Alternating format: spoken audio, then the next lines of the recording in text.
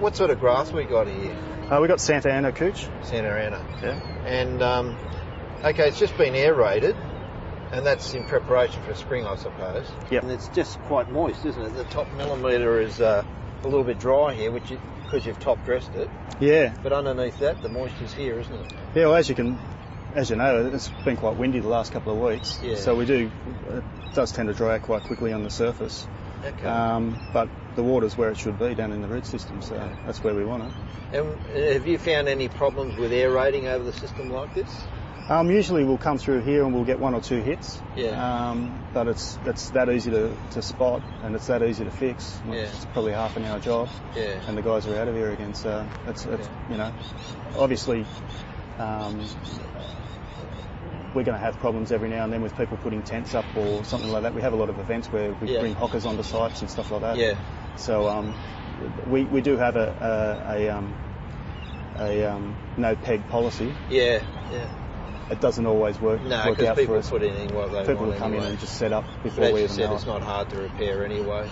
Yeah, it's a matter of half an hour before we find everything every problem and it's fixed. So it's not like it doesn't gush out of the ground when you spike something. No, you'll just see it pooling up as the system's pressurised.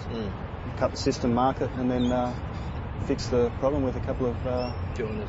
Yeah, joiners, and that's it. Obviously, the moisture's in the soil. What we do is we aerate, then we'll put the seed over the top of that, and then put the soil over again, and then rub it in. And that the majority of the seed, well, not the majority, but a good proportion of the seed will go into the aeration holes. Yeah, so and you'll see it coming up out of those holes. So it comes up as a little tough sometimes. And that's where the water is. So that's where you want it. You know what I mean? Yeah. So. And how often would you aerate normally? We'd be looking at every 6 weeks.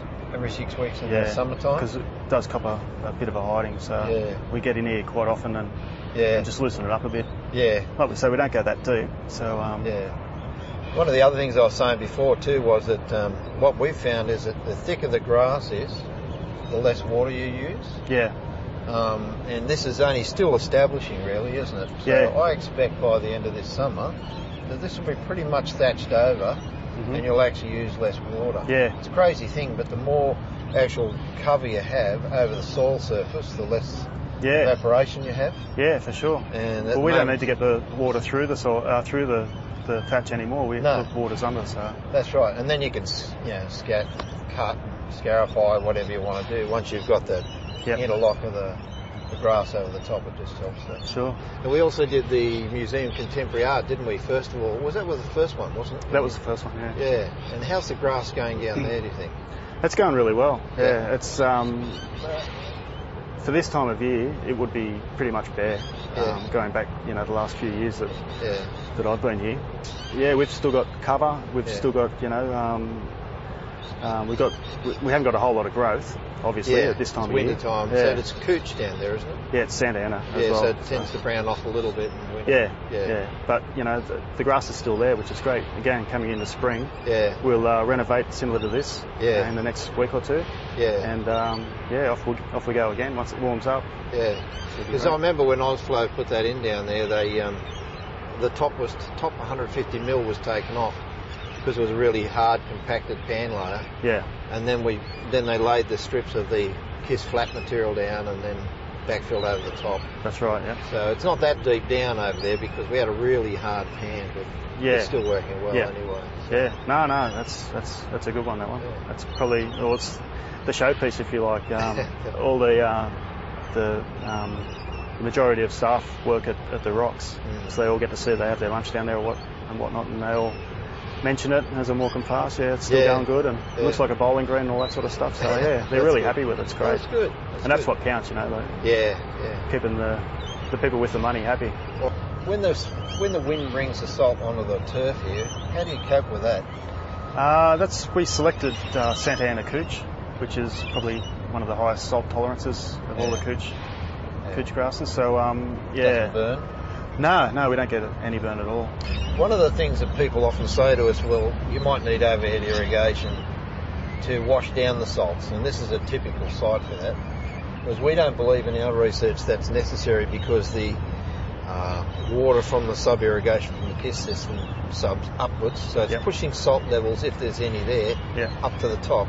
Sure. And you get rain events here, like you'll get 4 or 5 heavy rain events a year here, wouldn't you? Yeah. And that's enough just to Flush wash it out. Yeah, the grass tends to handle the salt quite well. We're very happy with it at the moment, and you know, being a couch grass, drought tolerant, having this system in, it all sort of adds up and seems to all work in together. Has it been worthwhile from your point of view? And I know you've done some other work at Darling Harbour. You've put some of the stuff in there as well? Definitely, Considering that we wouldn't have been able to water for the whole of winter and coming into this summer, where we've got a good grass cover now, spring's going to probably kick it right on. And we've got water there. You know, we can water twice a week at the moment. So because the restrictions are only, 2 days a week at the moment, aren't they? Yeah. Like from 4 p.m. to 10 p.m. or something like that. So we're still managing within the water restrictions at stage 3 anyway. We've got it, and we're using less water than we would with overheads. So it's working out well for us. It's really good.